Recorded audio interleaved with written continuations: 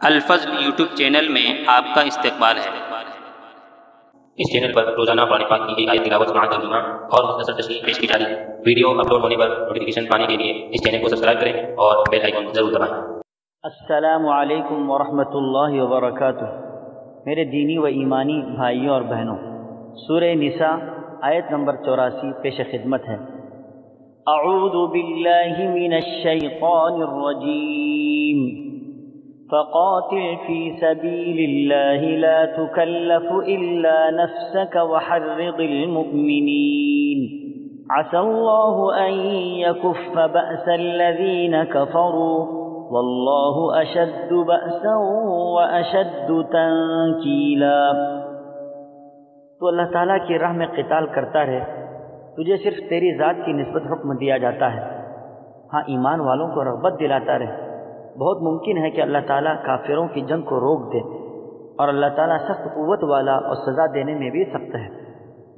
حضرات، اس آیت کا شان نزول سماعت فرمائیں۔ جب غزوہ احد شوال میں ہو چکا تو رسول کریم صلی اللہ تعالیٰ علیہ وسلم نے ذیقعدہ میں کفار کے وعدے کے موافق بدر میں مقابلے کے لیے جانا چاہا، جس کو مورخین بدر صغریٰ کے نام سے تعبیر کرتے ہیں۔ اس وقت بعض لوگوں نے تازہ زخمی ہونے کی وجہ سے اور بعضوں نے افواہی خبروں کی وجہ سے جانے میں کچھ تامل کیا، تو اس پر اللہ تعالیٰ نے یہ آیت نازل فرمائی، جس میں رسول کریم صلی اللہ تعالیٰ علیہ وسلم کو یہ ہدایت کی گئی کہ اگر یہ کچے مسلمان لڑائی سے ڈرتے ہیں تو اے رسول، آپ تنہا اپنی ذات سے قتال کرنے میں توقف مت کریں، اللہ تعالیٰ تمہارا مددگار ہے۔ اس ہدایت کو پاتے ہی آپ صلی اللہ تعالیٰ علیہ وسلم 70 ہمراہیوں کے ساتھ بدر صغریٰ کو تشریف لے گئے، جس کا وعدہ ابو سفیان کے ساتھ غزوہ احد کے بعد ہوا تھا۔ حق تعالیٰ نے ابو سفیان اور کفار قریش کے دل میں رعب و خوف ڈال دیا، اور کوئی مقابلے میں نہ آئے، اور وہ اپنے وعدے سے جھوٹے ثابت ہوئے۔ اللہ تعالیٰ نے اپنے ارشاد کے مطابق کافروں کی لڑائی بند کر دی، اور رسول اللہ صلی اللہ تعالیٰ علیہ وسلم اپنے ساتھیوں سمیت سلامتی کے ساتھ واپس تشریف لے آئے۔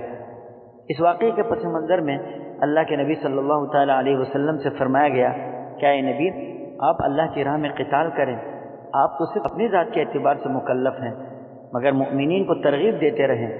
آپ کے نکلنے کی وجہ سے ہو سکتا ہے کافروں کو میدان میں آنے سے ہی ان کے دلوں میں خوف ڈال کر روک دیں۔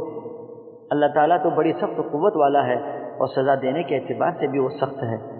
اللہ تعالیٰ ہم سبوں کو آیات سمجھنے کی توفیق عطا فرمائے، آمین۔ وآخر دعوانا ان الحمد للہ رب العالمین۔